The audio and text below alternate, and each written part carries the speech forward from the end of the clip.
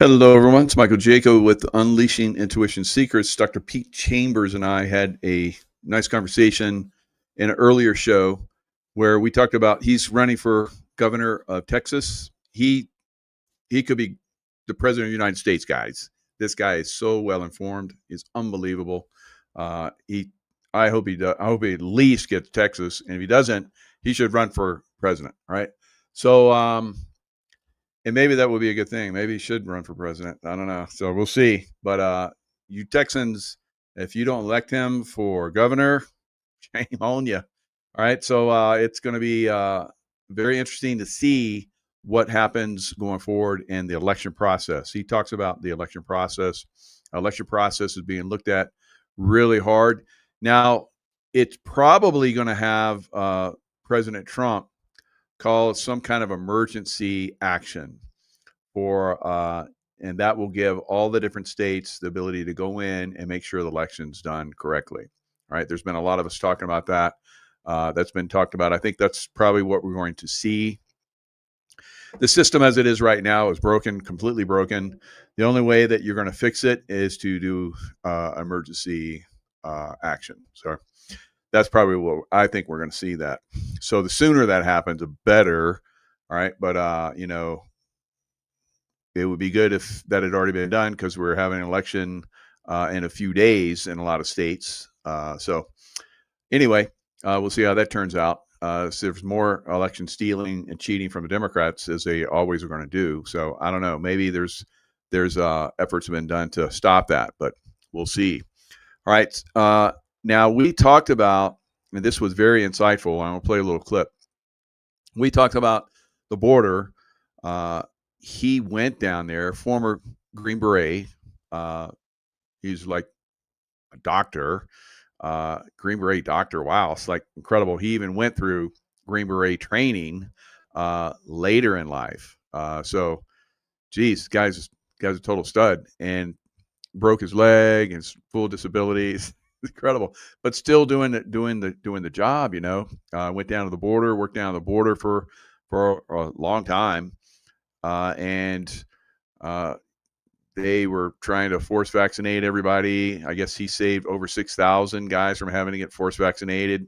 There was a Navy SEAL group that was trying to avoid being vaccinated. I think they were San Diego based. And that's where I used to work as a SEAL, of course, East Coast too. But they were trying to get immunity from it through religious exemption. And the military has been real bitches back then. And so he helped testify in a case, and I guess they won that. So these SEAL group didn't have to get vaccinated. So he saved like 6,000 plus military men and women from having to get vaccinated. There was a 2-star general. I guess he was a lieutenant colonel at the time. So a 2-star general basically pressed on him and said, "You're going to do it." And he said, "That's an unlawful order." He got booted. He lost his career for that. And as we know now, it was an unlawful order, right?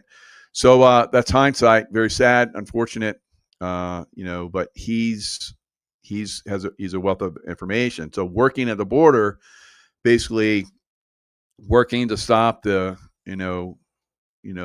flood from the Biden administration. We're going to talk. We talked a little bit about that. He was saying just in his sector, I think he said 30,000 terrorist level gang members came across the border into the United States, just in his sector, right?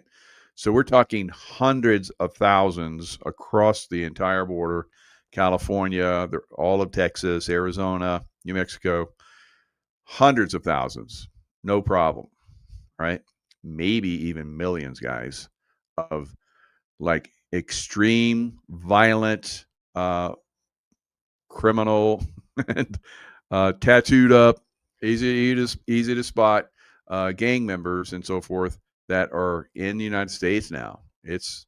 So he and I both said it's not a matter of if, it's when, right? When these cities are going to get hammered, right? So that's what we're looking at. Let me share the screen. We'll look at a little bit of our conversation.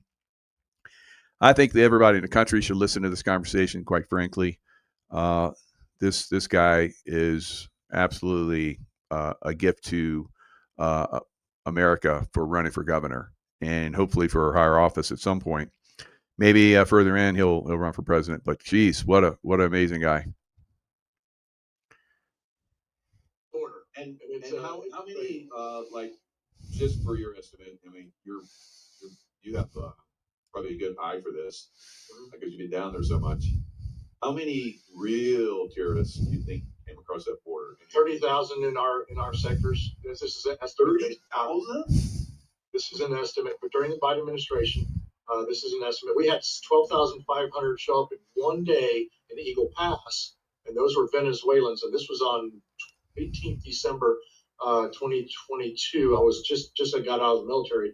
I was there doing some kind of human trafficking work when they showed up, and a good portion of them were from an organization called Tren de Aragua, which is the area of Aragua in Venezuela. They're the train of Aragua. They are thugs. They're out of prison. They're thugs. You know, tattoos of AK-47s on their face, that kind of stuff. It's not hard to identify a bad actor. So we really glean a lot of information based upon our biometrics, based upon our knowledge, and then we would look at the ones that would run away. The gotaways is what the official word is. Kind of weird, but that's what it is. And we would look at that number and say, okay, well, out of those, the reason they ran wasn't because they wanted to go to the centers where they were being accounted for. They'd given their court dates for 2 to 3 years out. We're talking about the people that specifically ran away from us, and some of those did get away because we just overwhelmed. Wow. Yeah, I mean, Venezuela, I think we're probably going to spank them here pretty soon, but yeah, it looks like it. Yeah, but all right, so there you have it, guys. You got two long-term military vets that have still got their finger in the action of what's going on, what's happening out there. Both of us are saying we're about ready to spank Venezuela, guys. All right, so it's coming. Now you heard that Venezuela has sent massive numbers of cartel gang members, very violent, potential terrorists, into throughout the entire United States.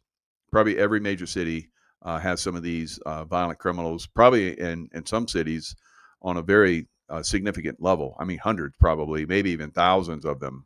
All right, so they are already well trained.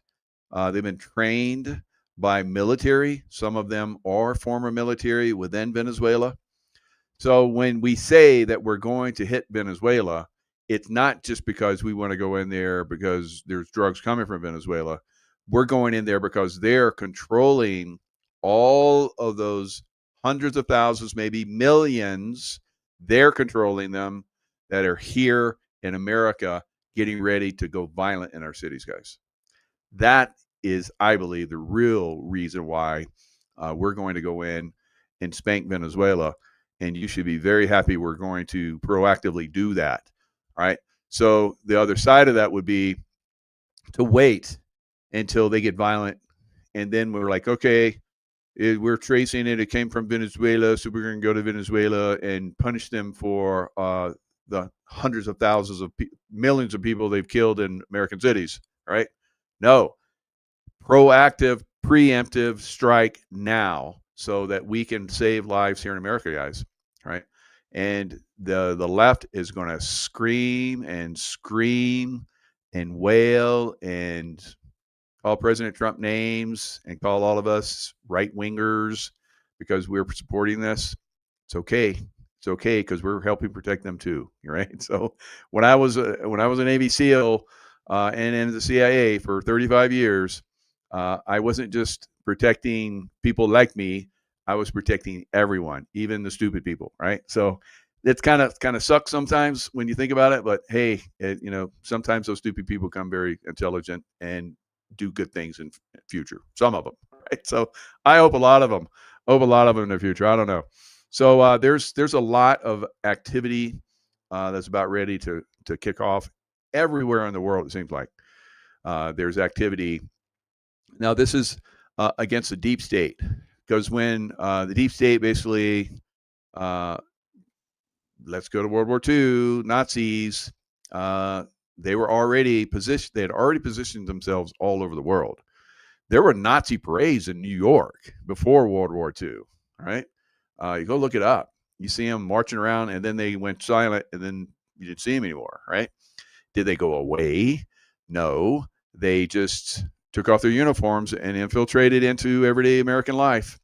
And then after the war, of course, Operation Paperclip, where tens of thousands of Nazis and their families came to the United States and Brazil and Argentina and South America, all throughout South America, into South Africa, all over the place, guys. So it's still a worldwide war we're waging against the deep state, right? It's still going on, right? And President Trump and us, of course, are waging this war now. In Brazil, it's the Venezuelan gangs that are supported the administration. Lulu, the president of Brazil, of course, they outed their good president Bolsonaro, and now they basically have, like we had with Biden, I know a lot of you guys don't want to believe it, but Biden was basically, of course, he was a puppet. It wasn't Biden, all kind of crazy stuff, but he and that administration was basically a deep state terrorist organization, right? And fomenting more of that terrorist activity coming into the United States, like we just talked about, right? Dr. Pete and I just talked about, right? So it's good that you guys are seeing it from a lot of different professionals that have been talking about this for a long time. Now imagine he gets in that position in Texas. He will clean Texas and he will make that border safe. Because before that conversation that you heard, he was talking about how Green Berets that had come in and were doing an assessment were like, he didn't say it, but I'll say it for him. I'll be the one to say it out loud. They were ready to go hot, like bullets at people that were coming in, right? And they would have been completely in their right because, and I talked about this years ago, that Texas would have been in the right to do that because that's in their constitution, but they were told not to, and to get in their Humvees and drive away if there was going to be a threat like that. So those people came into the United States, right? Those people came into the United States. And I promise you, at Pete Chambers' area, that wasn't happening for the most part. And as he said, they were overwhelmed and they were getting around them on a massive scale. But imagine those areas of the border where there weren't Pete Chamber type people, which is most of the border, all up and down to California, New Mexico, Arizona, and good portions of Texas, bordering areas. So we had a lot of those people come out into the United States, guys. We have been raided, and it's been because of the Democrats, right? Democrats are part of the deep state. I know people don't want to hear that. Democrats don't want to hear that, but I'm a professional, all right? I've been all over the world. I've fought all over the world, and I'm telling you, our Democrats are evil. The Democrat Party is evil. It has to go away. I said this a lot, and people just don't want to hear it, but I guess I'll just keep saying it until maybe it happens. All right, so let's look at Brazil. So over, I don't know if it's still going on, but over a couple days, they're basically at war down there. This is what I see happening in American cities. Outrage.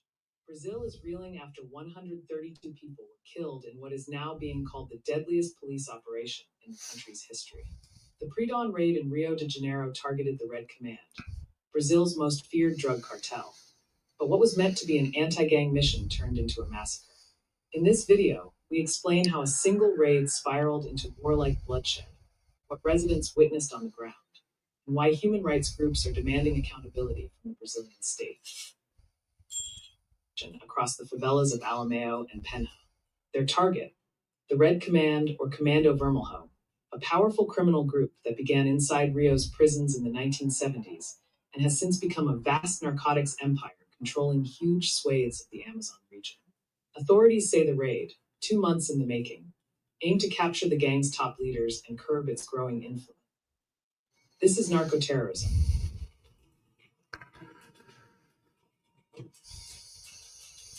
But residents tell a very different story, one of slaughter. Bodies were dragged from nearby forests and lined up along the streets. At least 132 people were killed. Families claim many were executed at close range. One mother, Raquel Tomas, said her 19-year-old son was decapitated by police. Another resident described seeing more than 70 bodies lined up on the main street. Local leader Aravilton Correa told reporters, "I've never seen anything like this, not even in Gaza." So I don't know about the decapitation. Of course, the terrorists do decapitate. I don't know. I'm not going to say that the police are wrong, that they did that, or who's claiming what. But the narco terrorists basically definitely do cut people's heads off and hang them from bridges and all kind of crazy stuff. It's happening. So it's only a matter of time, not if, but when it happens in America, guys. Right? And then you can thank the Democrat Party. So Democrat Party has to go away. If you guys are out there voting for the Democrat Party, you have friends that are voting for the Democrat Party, you are basically voting for this terrorism that's coming to America, right? Now, we're trying to get, President Trump's administration is trying to get those narco terrorists. That's really who they're targeting, right? They're targeting those violent people, and you've seen some of the raids in Chicago. And, of course, you have the Chicago mayor who needs to be tried. And I don't know how far that goes, but same thing with the governor. The governor laughs and says, President Trump he's like against me because I'm a Democrat. Yeah, he's against you because you're a Democrat, really? All right. So President Trump was a Democrat most of his life. So he got smart and got out of the Democrat Party. So this is what we're going to see. Incredible pushback, and that's going to make it worse, right? So emergency declaration. Somehow troops are going to have to come into American cities, guys. All right. And I'll think that this is possible when that the cities won't be completely destroyed if we start to see soon the military, National Guard, of course, first, and then eventually we'll have to get drones, because you saw in some of those pictures in Venezuela, they were using the cartels were using drones, right? Now we know that these cartels have incredible weaponry. A lot of it came from Afghanistan. Thank you, Joe Biden. Would you really think that Joe Biden left all that stuff there so that it could just rot? No. These cartels basically got a lot of that, and they've shipped it across the border, guys. So we're going to see that in the streets of America soon, and that's Democrat Party, right? And yes, some of the Republican Party, absolutely. Rhinos need to go down too, right? I say just swipe the whole thing, put people like Pete Chambers and myself in charge, and we'll get this shit done. All right, but we're not going to see that, guys. It's Pete Chambers has a super tough road ahead of him. He's got he's I think he said I think 500 million. I will say it, the evil Republican side has 500 million. Of course, we know you have the Bush family there, and they're pretty prominent there, guys, still. And they're going to, try and fix this election, pump a lot of money into keeping people like Pete Chambers out of there. Prayers for Pete Chambers' safety, and it's a mess. America's is quite a mess right now, and we have in a few days we're going to have the first communist in the biggest city in America. Winning New York City would be the biggest win for the Marxists, the socialists, in the history of this country. We have, to this point, in nearly 250 years, been able to hold off those kinds of ideas. We've been able to cling to the foundational principles of America, the ideas of individual freedom and limited government and the rule of law and peace through strength and fiscal responsibility and free markets and human dignity. All those things are in jeopardy when the Marxists take over. And it's the clearest sign yet that the Democrats' radical Marxist wing is winning the battle for control of their party. Look at where the energy is. This should be alarming to everyone around the country. Mamdani has of course called to defund the police, to abolish all prisons, to legalize prostitution. Defund the police, abolish prisons, make prostitution legal. So all the human trafficking that's coming across the border, it's going to get it. A lot of it goes to New York. So I wonder who's behind him, who's behind Mamdani, Mamdani, right? Mammy pants, right? Whatever. So God, I can't believe we're going to see a communist in New York City. What in the hell is wrong with you, New Yorkers? You're a disgrace to our country, a friggin' disgrace to our country, right? You are as evil as the person you're about to put in there by voting that SOB into office, right? God help America. Jesus, unbelievable. So that's what we're seeing. We're seeing this evil basically start to take over in parts of they've been at it for a long time. They're very clever, and of course not all in New York, Anna. There's like pockets of good people, right? So, and probably, I don't know, New York, I think, has 2.1 million Democrats and like less than 1 million Republicans and so many hundred thousands of independents. So there's no chance that Mamdani doesn't win, guys. So that's the way New York Democrats always vote Democrat. For the most part, or if they don't vote, that would be good.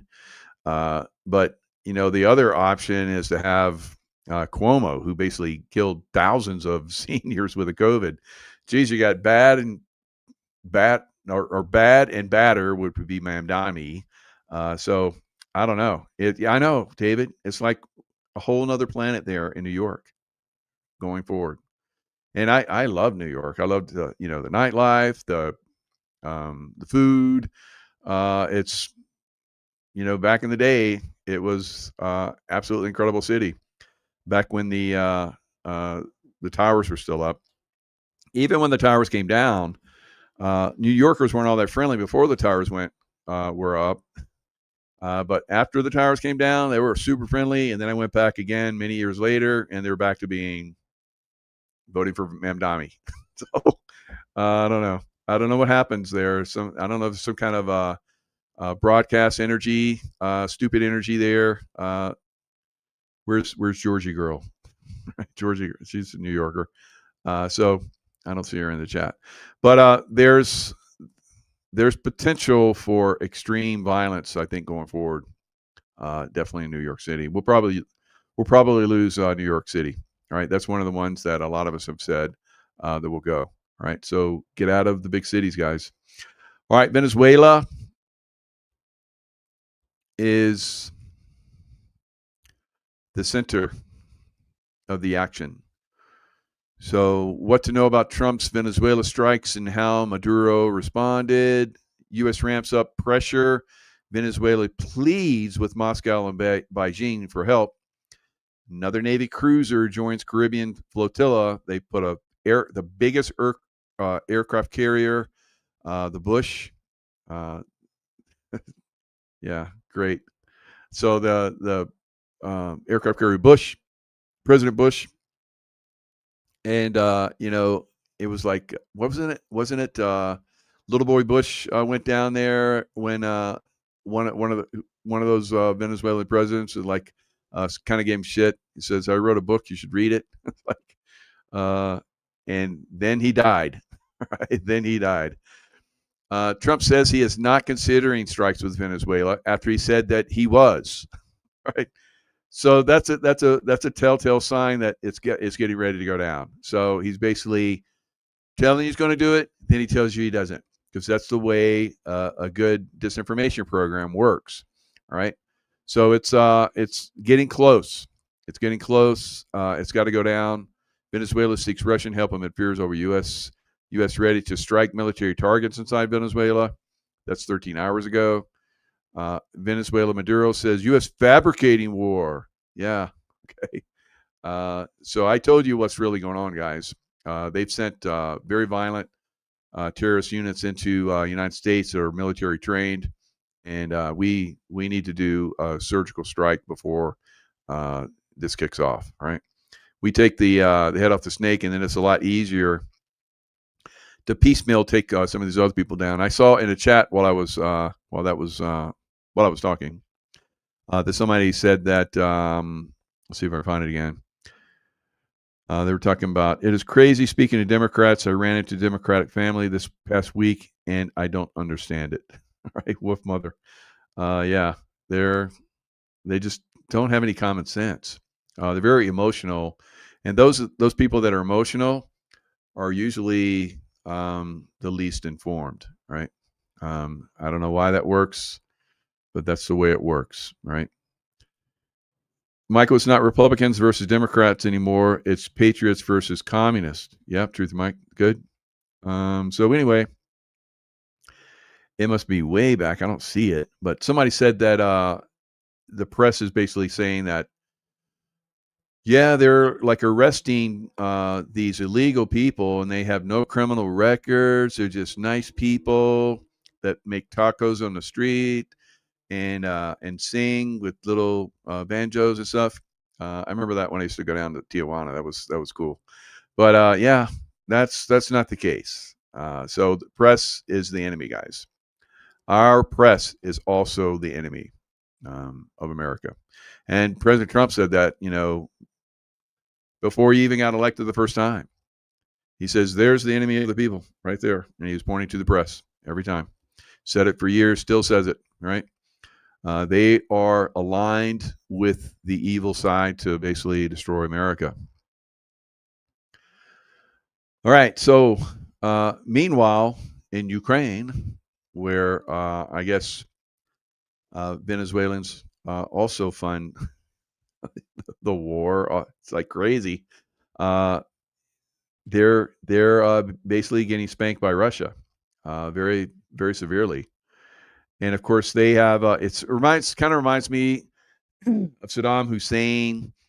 He says it was going to be the mother of all wars, and he, like, the first day, that we invaded after bombing the hell out of Iraq for months, he disappeared into tunnels.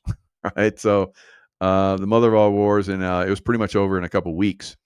So then the deep state got involved. And kept that thing going, guys. Deep state got involved and kept Afghanistan going for 20 years. It was over in months. And then the deep state got involved, and it just kept going and going, and people died. It's very, very frustrating. I've seen it all. Now, are we going to see the same thing in the United States? That's the intention. To start, violent action. It's already started here and there, and it's going to start to gain momentum.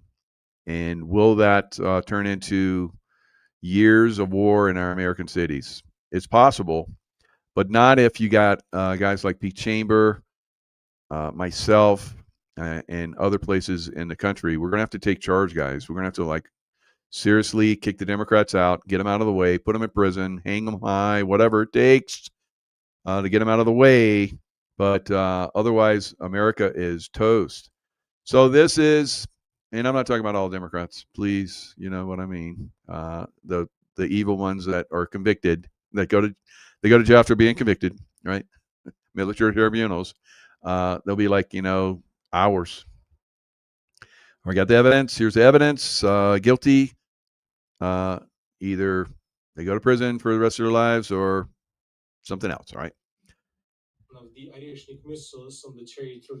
Now I want you to look at all across this entire front. Russia is striking and taking military action, and all across Ukraine, they're blowing up all the power stations. They find a train that's hauling military equipment, they blow it up. If there's trucks hauling military equipment, they blow it up. So it is getting towards the end of this campaign. We're very close. He was saying this because the Russians are advancing along the entire line of combat contact, and furthermore, the Russians are about to capture completely the Pokrovsk agglomeration. Okay, this Pokrovsk area, as you can see, the city, they started taking it over the last couple weeks. It's been going very quick.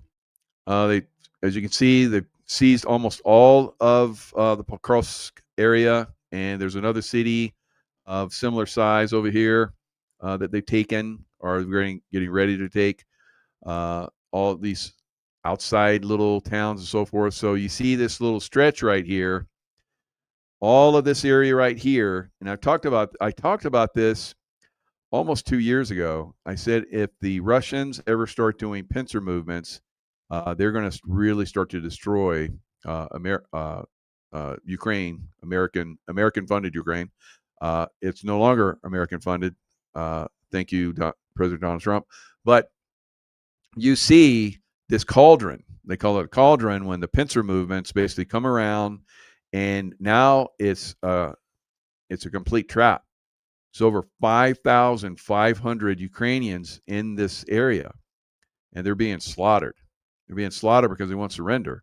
Now, they had talked about doing a ceasefire for this area, and that they would send in press, and the press would basically, video everybody in there and say you have the option to surrender, and that's pretty much. I'm sure they've probably been doing leaflet drops and broadcasts and so forth, but they've been given orders not to surrender, guys. And this is the way. That's the way the Nazis were in World War II. That's the way the Ukrainian Nazis are still to this day, and they're being slaughtered. During the first 24 hours, as you can see, the map has been changed significantly. We have lots of changes on the ground, but probably today the changes on the ground are not the most important part of the situation around the city.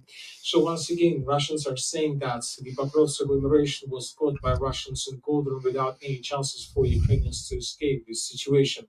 But Zelensky is saying that everything is okay. The situation. So again, they're given the option to surrender because escape is not possible. The drone war, guys, is phenomenal. They have drones that can target individuals now, and that's what they use, both sides. Of course, they have drones that are big enough to, where there's a group of people trying to, as many of the Ukrainians now, because the roads are completely impassable. All the vehicles that are on the road get blasted by drones. So they can't leave by vehicles, so they're trying to slip through the forest and so forth. And as you're going to see from the videos, they're targeting them in the forest. It's difficult but stable. And you know that today the Russians, the Russian special group Rubicon, this one, published a very interesting video. This is the wrong word, probably a very interesting video. It's better to say probably very, very, I don't know how to call it. Let's take a look at this video. Probably. All right, so these drones have infrared capability. They started this a 24-hour drone strikes, drone capability. This started a couple of years ago. Over the last 8-9 months or so, they have drones now that are wire guided, so they can't be affected by any signals that would jam them or take them offline or so forth. So there's nothing that stops these drones now. Wire guided, and they're devastating. That's what I'm trying to tell you. So what can we see in this video? We can see attacks, lots of FPV drone attacks. And as you can see, the Russians this time were attacking not vehicles, not artillery systems, not tanks, not infantry fighting carriers. The only thing we can see is dozens of strikes on Ukrainian soldiers. Later, the author of this video stated that all these episodes, all these attacks took place exactly in the city of Pokrovsk, more precisely not in the city itself, but in the area of breakthrough, in the area of in the northwestern part of the city, so right exactly at this black area. So later, they published this video and they published this on their Telegram channel. And so they have a long list here of these are strikes against manpower, against, like you saw there, soldiers trying to escape. All right. So they want to take these soldiers out so they don't have to fight them somewhere else, guys. Right. And they don't have to risk themselves going into the line of fire. Now I've seen a lot of people that are out there saying that the numbers are equal as far as like how many people are dying on each side. I don't think it's equal at all. I think that the Ukrainians have been dying on a massive scale for quite some time, and that the Russians, of course, are also dying.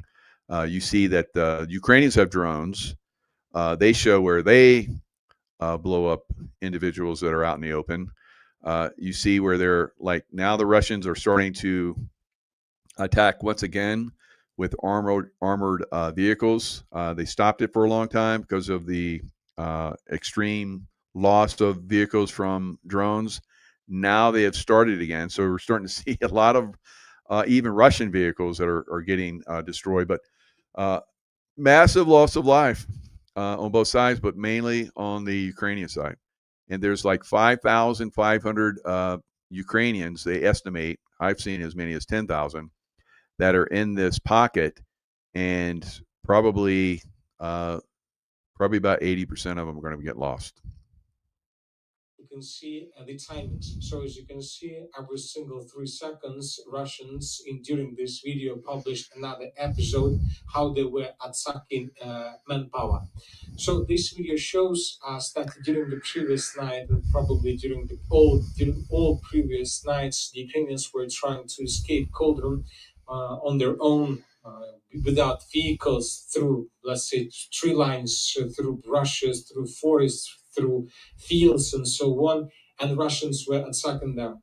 And during just that video, we could see how Russians destroyed probably several hundreds of Ukrainians that were trying to escape the Pokrovsk liberation during the night. So this is the situation, and this is a total disaster for the armed forces of Ukraine.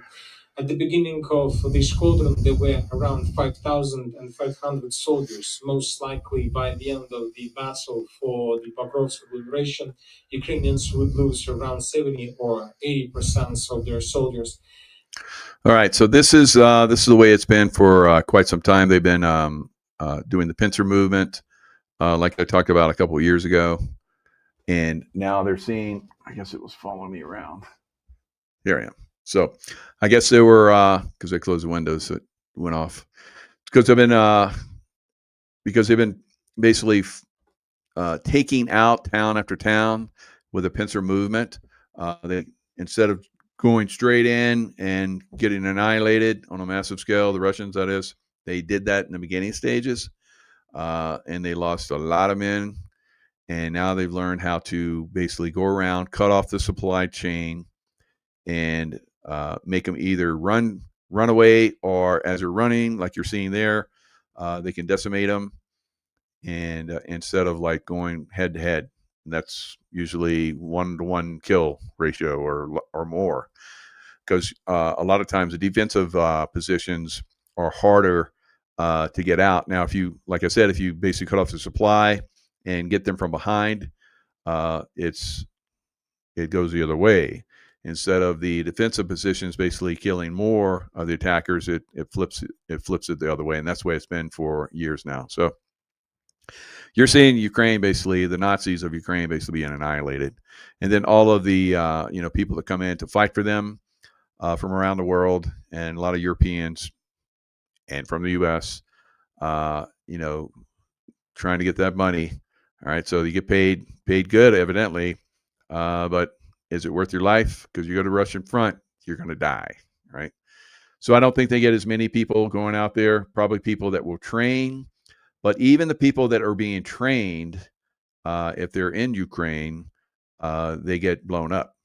So they've done a lot of targeting of training sites, of training personnel that come in to train the Ukrainians. So I don't know how much they're doing that. They used to like blow up buildings full of NATO officers that were there to help train, and I don't think that's happening too much anymore.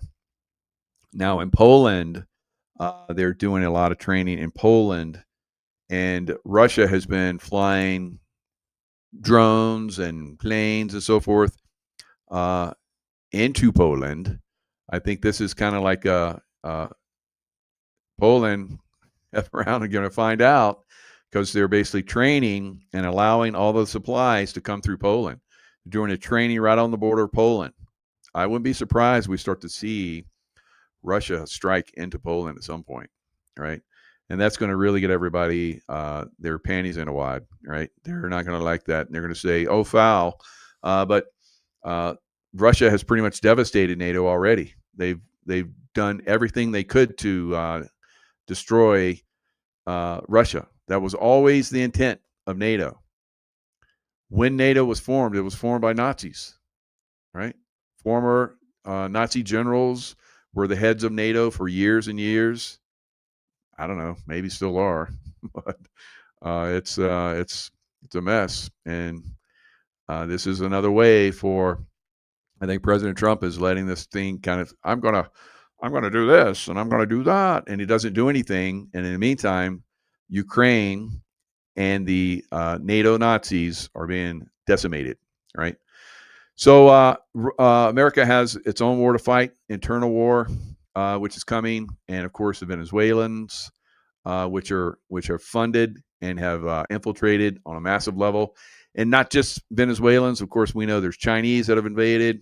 I don't know, maybe even Russians. All right, most of the Russians I see are peaceful, good people, so I don't think it's so much the Russians, but there's always a possibility. Russian mafia, that's definitely in America. So I don't know if they flip or whatever, but for the most part, it's going to be, I think, pretty brutal fighting in some of these cities in America, right? And President Trump is being, we've just started this process. This is going to go on for years, probably for all of President Trump's term. And when he leaves, whoever replaces him, you have a former Marine, possibly his vice president, that could be taken over. I don't know how that's going to work out, but it seems like they're grooming him to take that position, which would make sense because you're going to get basically President Trump for another 8 years. Ted Nugent. What about Ted Nugent? You're going to put him in charge? He'd be badass. All right. Get his bow and arrows. He teach us how to shoot silent kill. Yeah, I love Ted. Always loved him. Great music. Always loved him. Saw him in concert. Nugent Vance. Oh, I see what you're saying. I got you. That would be interesting, right? You might need that. Might need a crazy guy like Ted Nugent out there. So, yep, Vance.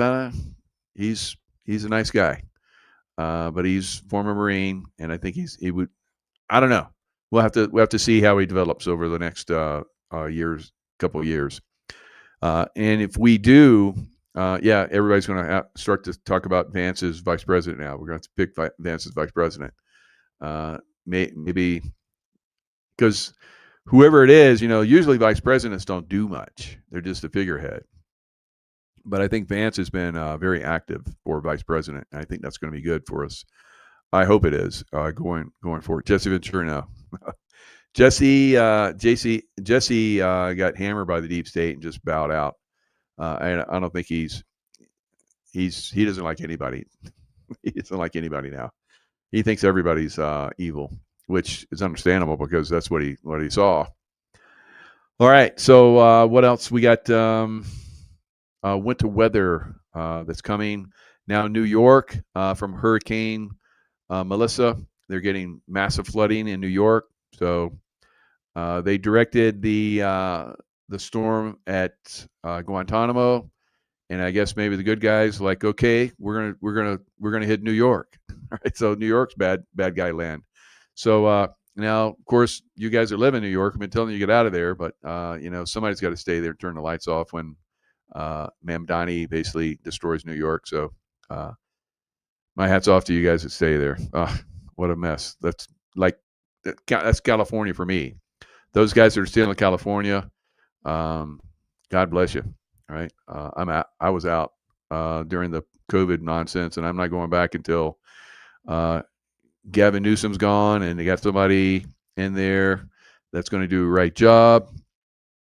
And I hope that happens. We'll see. We'll see going forward. There's a lot of good people that are stepping up, trying to, do the right thing. And I think that's going to happen for a lot of places, especially if they come in and do the right election stuff. So Louis Herms would be fantastic in California on so many different levels.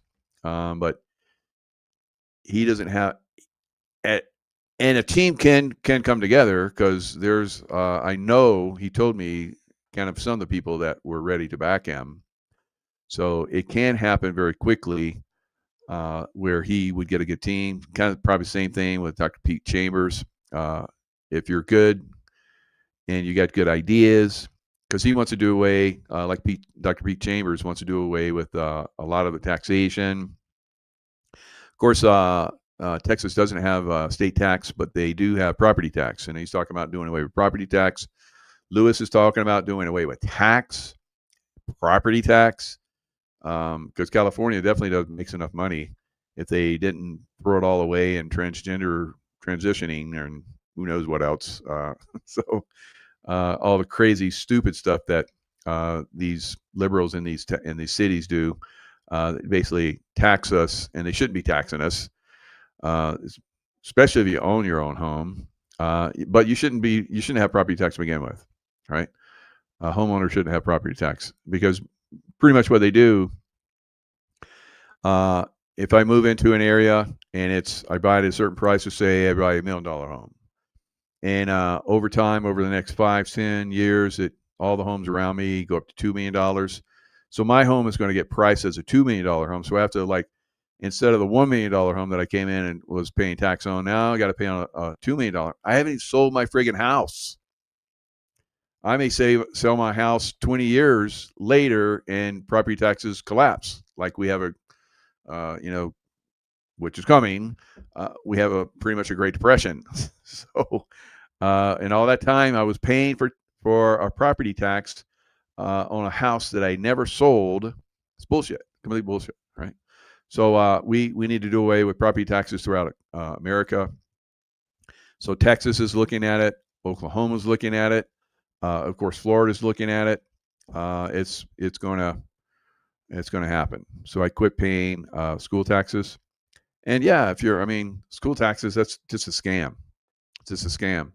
There's many other ways, could be property taxes on businesses and all that kind of stuff. So that makes more sense than it does for people that have, residents. You shouldn't have to pay property tax on a resident. So we'll see. All right. So weather-wise, let's look at what's going on with the weather.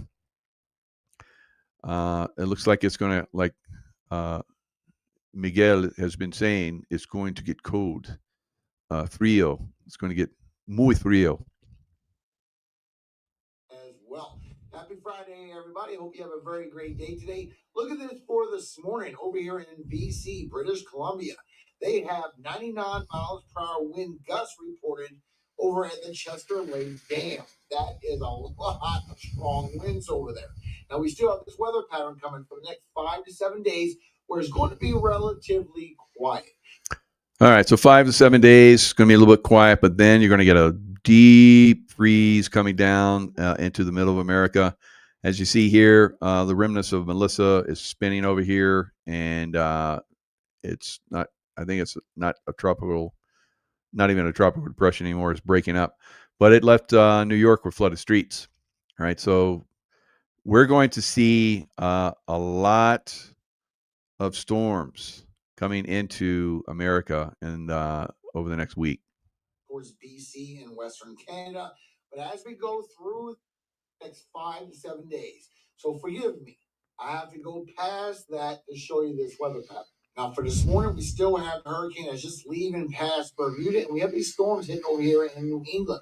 Now, these will pass by later on for today, but the next weather pattern is going to bring you some weather as well. So I'm going to show you the whole weather pattern as a whole right here. You can see on your vorticity, that storm system leaving out through New England. We have the storm system that's hitting over by Alaska. This is bringing a lot of weather over here towards BC and Western Canada. But as we go through the weekend, we see all this trough coming in, bringing this cold air, very cold wind chill still, and still showing it could bring some thunderstorms over here towards Florida, a little bit towards the Carolinas. So very, very cold weather. I talked to a woman in my LifeWave business, Jen. She said it was like 55 degrees in Florida. It's like 55. Wow. That's colder than here in the mountains of Lake Tahoe. It's crazy. So Florida's going to get even colder. You see that spinning vortex there, going to bring them more rain.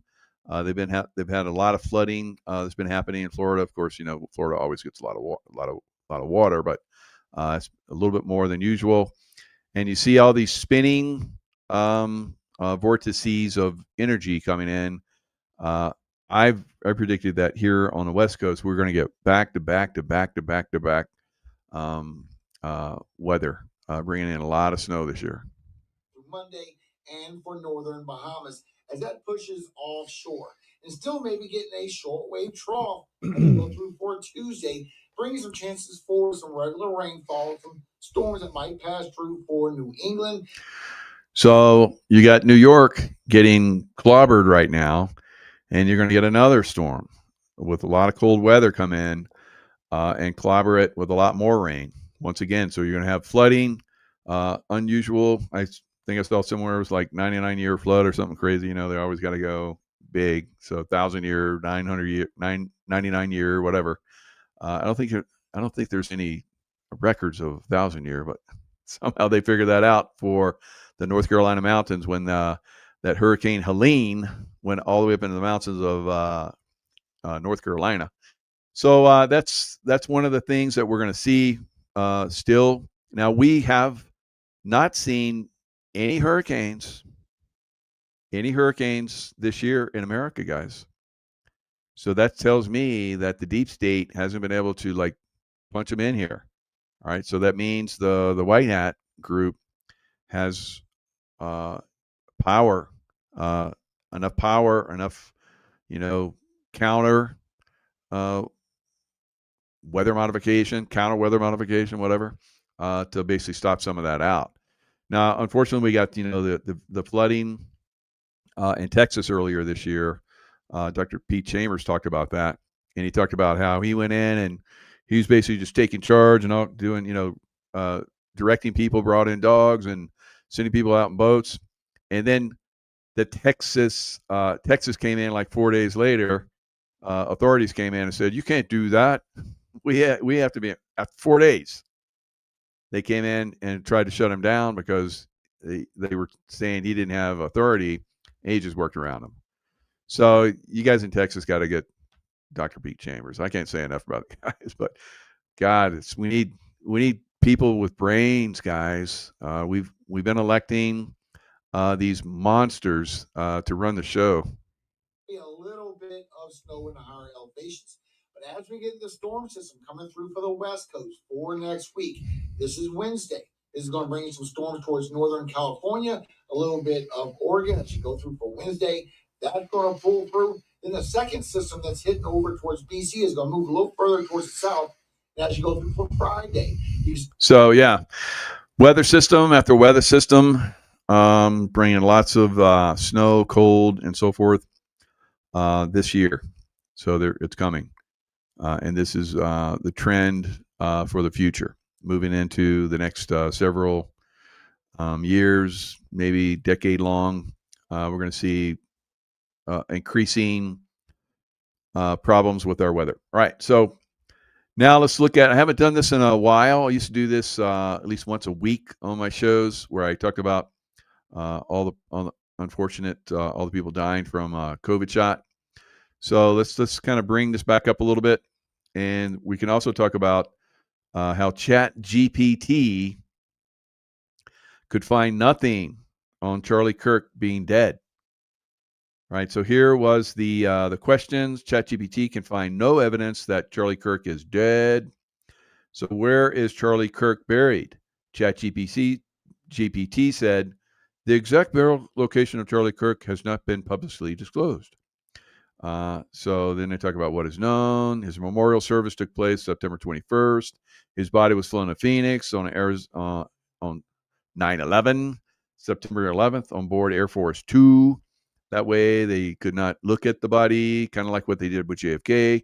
I don't think there was a body. So anyway, who signed his death certificate? ChatGPT said, I could not find any publicly verified information about who signed the death certificate for Charlie Kirk. All right. If you want to go deeper on this, because I'm like, guys, it was rigged, right? He didn't die, right? No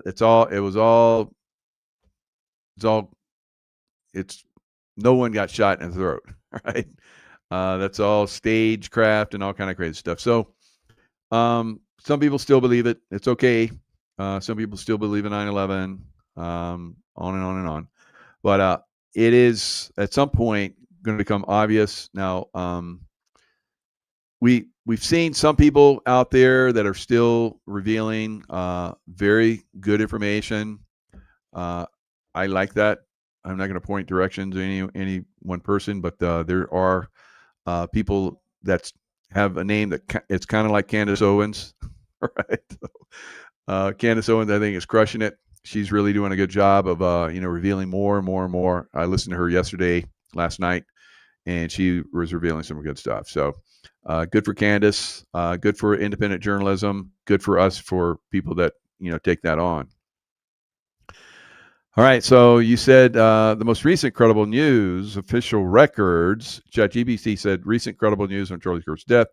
AP News, Reuters, PBS, public broadcastings. Yeah. So there's, again, it's the corrupt press, but who knows? Maybe it's been taken over, possibly. Or at some points, they're told to give this out, and they let them do their other BS. I don't know. So anyway, you said check the state of Utah medical examiner filings. ChatGPT said I was unable to locate any publicly available record from the Utah office of the medical examiner because they threw him on Air Force 2 and got him out of there, or whatever supposedly body that was, right?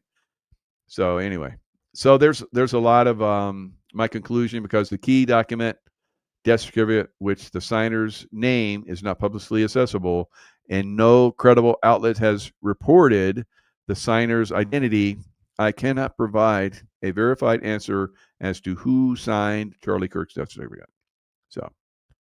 So there's a lot more on this, but at this point, I'm like, it's going to get revealed when it gets revealed. All right.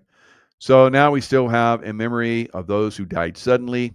Like I said, I used to do this every week. Haven't done it in months, many months, maybe a year. I don't know how long it's been. It's been a while. So this is just in the last week, October 20th through 27th. Every week there were like tons of people. So they do the research, a survey of the likely global toll of COVID vaccination based on the reports collected by a worldwide team of researchers this past week. So this is just the United States. They do it all over the world. And I used to do the, many areas of the world. And there are people that are dying like crazy, guys, and have been for quite some time. Nashville actress dead at 23. All right, so a lot of these people get these crazy diseases that come from vaccinations, or at least come from COVID vaccinations, because they actually have a list of consequences that you could suffer now, because when I do shows with Rafael Conquista, we've been revealing this for a long time. They remember at first there was people that came out. There's a vaccination thing that came out. It's like, here's the potential side effects, or this is the study, and it was all blank. And I remember a woman came in, and there was this pharmacist was like, oh yeah, there's paperwork that comes with vaccination, and she asked him, have you seen it? And he's like, no. And let me pull it out. So they pulled it out, and it was all blank. And he was like dumbfounded. He's like, I can't, say that you should get this vaccination because it's and a lot. But of course, there was a lot of people that didn't care, push it anyway. So, former actor, I remember this guy, Patrick De La Rosa, passes away at 64. A lot of these people will get no cause of death is reported. So I would go through these and I go, no cause of death reported. And I would just repeat that over and over and over and over again, because they don't want you to know. And now they don't even put anything. They don't even put no cause of death reported, because now we're onto their no cause of death reported means it's caused by COVID, right? COVID vaccination. So all of these people, that's why they put them in here. Now, sometimes they'll put in where these people were openly pushing the vaccination, and then they died from it, right? Because they were pushing it. There's 1,111 people that are watching right now. That's awesome. Beautiful. Hey, everybody. So anyway, you got Jack DeJohnette has died at 83, congestive heart failure, one of the problems from the COVID vaccination, heart problems. Rock Singer dies at 71. No cause of death reported. Look, they said it. No cause of death reported. How can you have no cause of death? There's always a cause of death. So that's what they do, guys. They just hide it.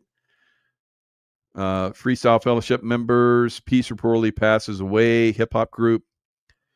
And rapper Posta Boy at 44. So this was kind of crazy. Kiss. You guys that are older like me, or maybe just some of you young guys that are into rock and roll, classic. Remember Kiss and the rock group. So another loss just days after Ace Frehley's death. Ace Frehley, the main guitar player. He's the lead guitarist. So he died 10 days ago, and the bodyguard for the group died. So I'm sure they all got, because they couldn't go out and perform on the road unless they all had vaccinations back in the day. All right. And everybody associated with them. And there were some people that didn't want to do it. And the leaders of the band or whatever said, you got to get vaccinated. And they pushed it. And some of those people died. I wonder if those people feel bad about that. Probably not. Because they're all Satanists, most of them anyway. So San Antonio artist Wayne Holtz has died unexpectedly. Bob Maggs, Ohio State football offensive lineman, 61, gone. And there it is. No cause of death reported. And Barstool Sports personality Cody Beef Frank has died at age 31. No cause of death reported. Raiders legend George Atkinson dies in Georgia, 78. No cause of death reported. Now, I know why I wasn't doing these for a while because I just came back onto YouTube. See how this works out. Milwaukee trainers mourn unexpected death of kickboxing champion Jeffrey Duke Rufus. No cause of death reported. Hockey world mourns the loss of goaltender at the age of 31. No cause of death reported. Doesn't that just is really, really, really odd? No cause of death reported. Yeah, it is. So again, the reason why they post a lot of these guys is they've done a little bit of research on them and find that they actually did get that vaccination. So, all right, athlete 27 died on September 7th. So at this point, virtually all of us know multiple people that have died. Right, so they can't hide this anymore. So journalists died suddenly. So years ago, it was died suddenly stuff. Adult onset of death syndrome, right? So we have SIDS, of course, sudden infant, and we have SADS, which is sudden adult death syndrome. So, and we know what they're all from, vaccinations, all right? So here we go. Pillar Philadelphia Journalism, died suddenly, no cause of death reported.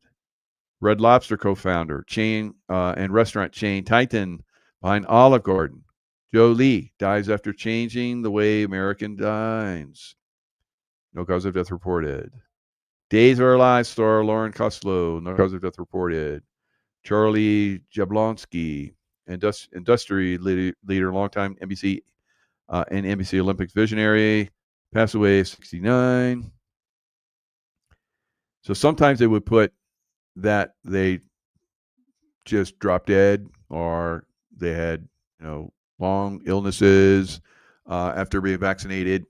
So they don't do that anymore. There's just too many. But they do the research. Krista Oricchio, holistic nutritionist, sudden passing. She got vaxxed too. God, what are you thinking about? So, who is Ben Bader? 24-year-old digital influencer.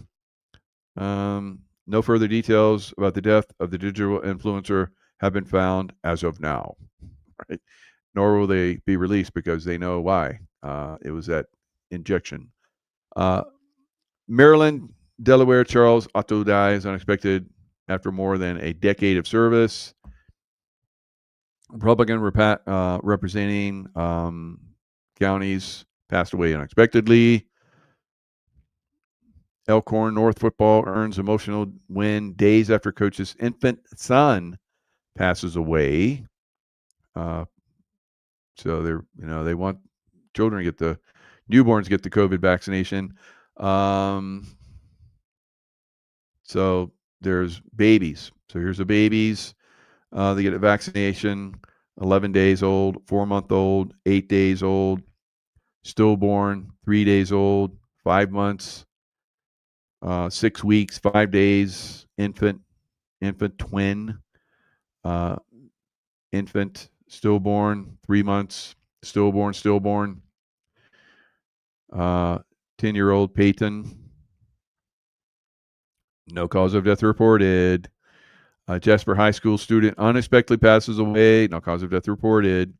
Texas teen Larissa died suddenly at 17. What happened? No cause of death reported. All right. So as you guys can see, there's lots more. It's more than I've seen ever. All right. So what the heck? When do people wake up to this incredible bullshit? Very sad. All right, so here's the New York flooding. It had quite an impact. So I don't know. Did you New Yorkers get some of that because you got a baddie that's coming in there? I don't know. So you see, it's like New York City streets submerged as torrential rain hits the city. 2 dead in New York City after torrential rainfall. Basically, I got them in there. I guess they flooded their basement where they were. Heavy rain caused flooding in New York. Rain, high winds. I've seen videos. It's like crazy. The flooding in the streets. So anyway, and I guess you New Yorkers are going to get it round 2 here pretty soon. So stand by. All right. So the devastation in Jamaica. With LifeWave, we have a doctor that's from Jamaica that lives here in the United States, has for a long time. She's in her 80s. Looks like she's 20 years younger from being on LifeWave for a long time. One of the reasons why I want to, hang out with her and do LifeWave, because I saw all these people that were, they looked a lot younger, right? So she said that it was somewhat devastating. It hit some of the hospitals, a couple of hospitals that need to be repaired anyway. and maybe that'll get them redone. But not a lot of people were killed. Fortunately, it hit the extreme eastern end of the island. So here's ground zero. You're going to see it in video. It's pretty significant what a Cat 5 can do. To see because of the lack of communication, but finally with the road open, we have arrived here in Black River. This is as bad of damage as you're ever going to find in any hurricane, from Dorian, Michael, Beryl, you name it. This is catastrophic. Every direction, everywhere you walk, everywhere you look, nothing is the same. When a disaster reaches this scale, the destruction speaks for itself. Roofs are gone, walls torn apart, lives are upended. But that's not the story. The story is what's left standing and who. They made it through the wind, the surge, but the aftermath, that's a different kind of storm. It's the hard part, surviving what's left. Even the last place of refuge, the Black River Hospital, lies in ruins. I think everything you're saying has been demolished. What wasn't demolished? The only thing that has been spared for the most has been the emergency room, just the downstairs section. I said the admin block is upstairs. Everything else has gone. Every single thing.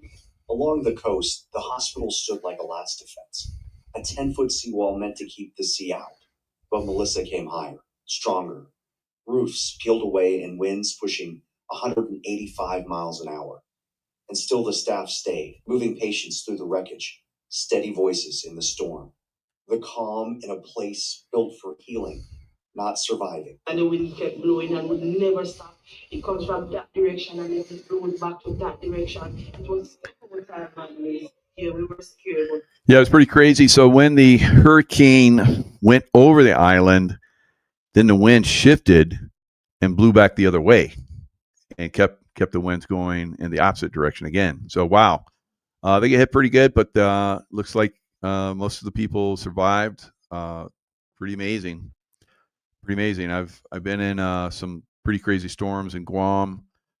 We had basically a bunker house with thick windows, and I think there was like a wind gauge on the highest peak in Guam, and it broke. I think it hit like 100. They predicted probably the winds at that height were like over 200 miles an hour. So, I mean, you can survive these things if you have the right type of structure and you hunker down right. But it's pretty devastating. Good thing that we didn't get hit by those this year.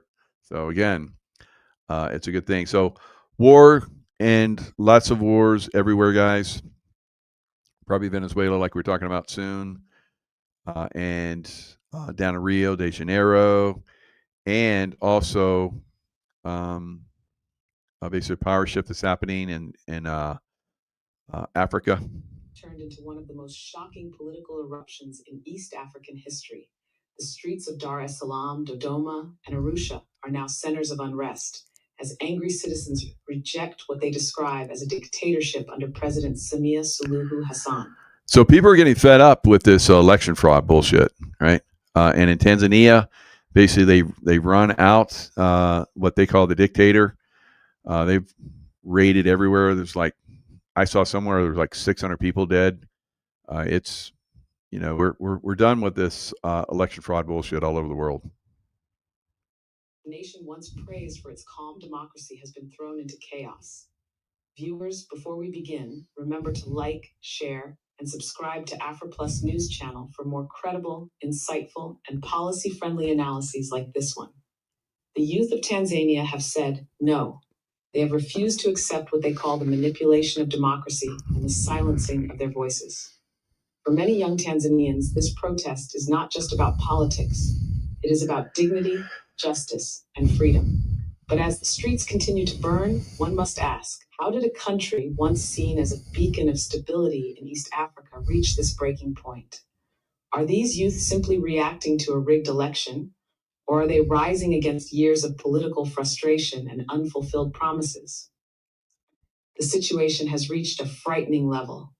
Reports indicate that protesters have razed down the official residence of the Speaker of the National Assembly, a powerful symbol of rebellion against what they view as a government that has failed them. Such an act sends a deep political message. The people are no longer afraid. So yeah, people are no longer afraid, and we're going to start this. We've been speaking out. If we continue to get cheating, in this next election, I don't know, guys. I don't think people are going to be still. The whole world's ready to erupt on this election fraud. So the deep state is on super shaky ground, super shaky, right? So here's another one from Tanzania. It's spreading into other areas as well. So pretty crazy times.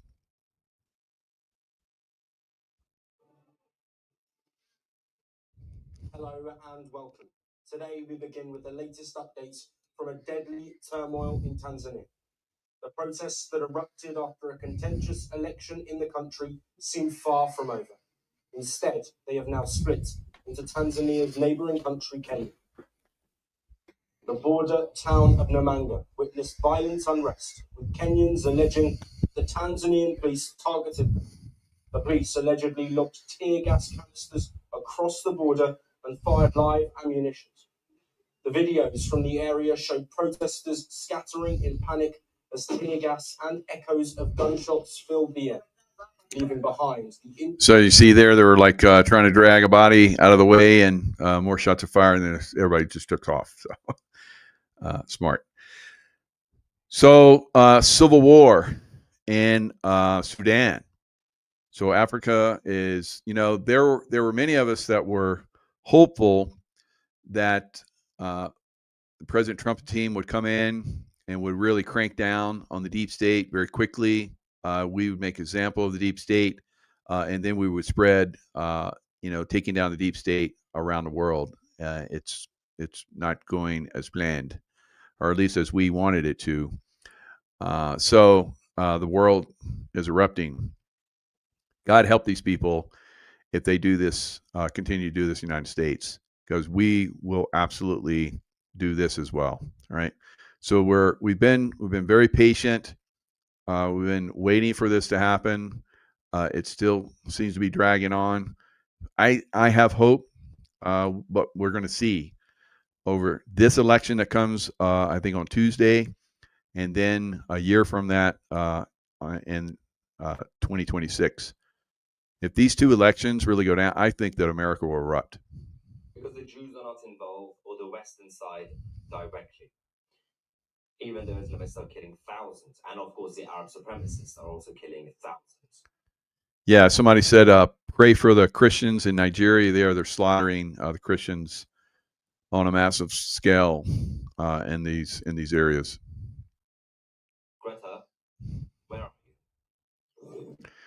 All right, so this is you're gonna right here. So all these people talked about. He says, Greta, where are you? We're hearing crickets. This might be the first you're hearing of all the violence that's happening in Africa right now. Juan has talked about this for a little while.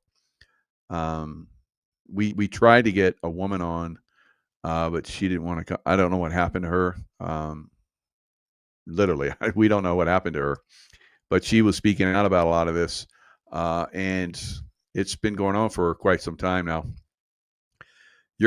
A word to you guys. This may be kind of traumatic. You're going to kind of see. You're not going to see it outright, but you're going to kind of see some disturbing scenes. This is happening on the ground right now. It's absolute silence. We're not going to show you the end of this because, as you can imagine, yep, that's the end of that man's life. The last few seconds of it. So they're killing Christians on a massive scale. So think about Mamdani, all right, Muslim. It's not probably going to work out so good in America. We're not going to put up with this, guys.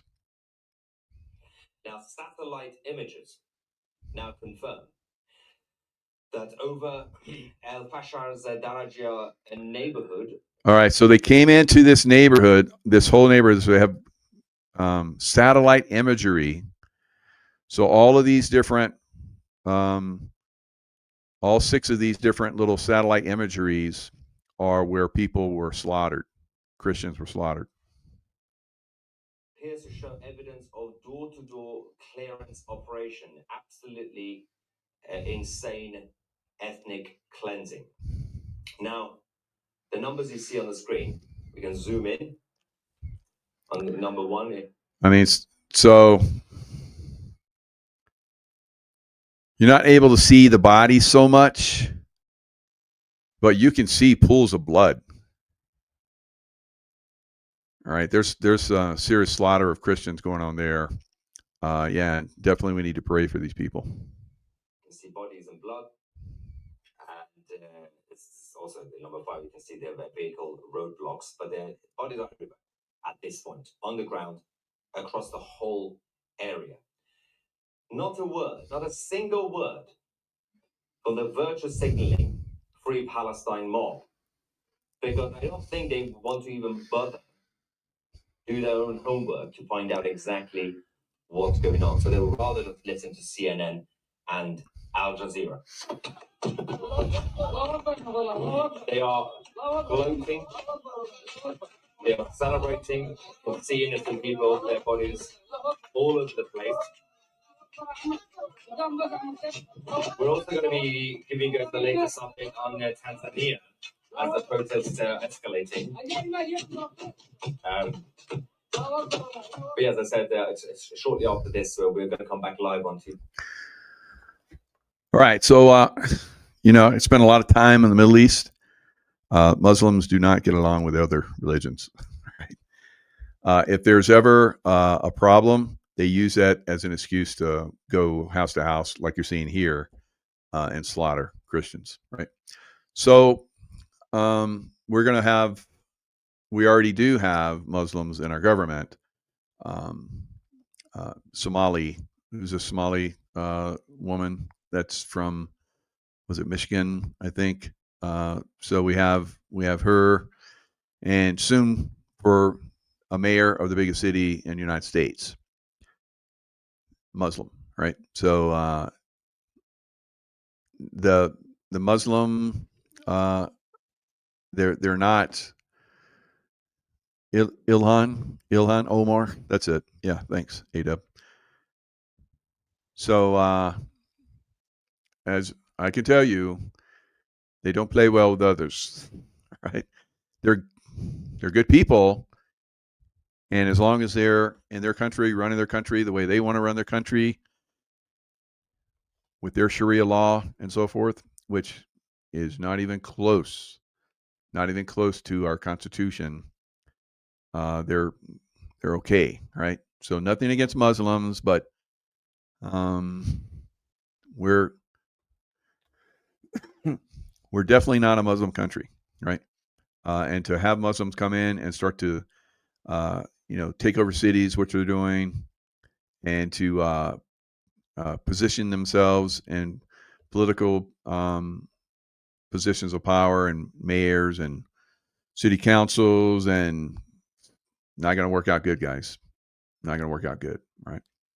So now I've seen where President Trump is like stopping the immigration of Muslims. I don't know if that's true or not, but no commie Muslim can win unless this election is rigged for man dummy. All right, Georgia girl, coming from a New Yorker, so we'll see if you're right. I predicted months ago that he would win. Right, so I think you guys are going to get stuck with him, and we'll see how that works out. There's been a lot of it. There's been a lot of movement to take him off the ballot and deport him, and all kind of that hasn't gone anywhere. Right, so you have a mostly Democrat, and he's been promising free everything. Yeah, he's going to get voted in, guys. So I feel for you, Georgia girl, but we'll see. Maybe you're right. If you're right, then I'll give you a free X39, X49. Right. So no, I was going to give all my people that do that have the wrenches I was going to give you guys a Christmas gift of X39, X49. So we'll get Mr. Mikey to basically you guys give your info to Mr. Mikey. He'll give me your information, and I'll mail you out the bundle, right? So that'll be my gift to you guys for helping us out. So I appreciate you guys. But yeah, Georgia girl, I'll give you another one if Ma'am Donnie doesn't get in. So I'll give you two. All right. I'm not a betting man, but I think I'm pretty much not going to give you a second one, but we'll see. If you're right, that's great. That means your intuition's better than mine. So my hat's off to you if that works out. All right, guys, lots of love. Stay in the love vibration, even when things get shitty, right? Because that way you'll be able to survive it and thrive in it.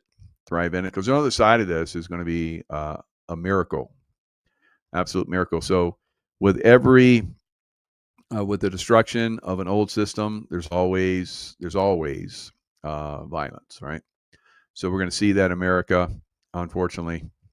That's the way these things happen, right? But I think the 1,000 years of peace that we're going to have after all of this, I don't think there's going to be any war on the other side of that. We're just going to get more peaceful, more loving. 1,000 years of more peaceful, more loving. I don't know. Well, I do know that. I think that's the way it's going to be. So we'll see. Got ammo? Yeah. So, all right, guys. Good night. Lots of love, and I'll see you guys next time.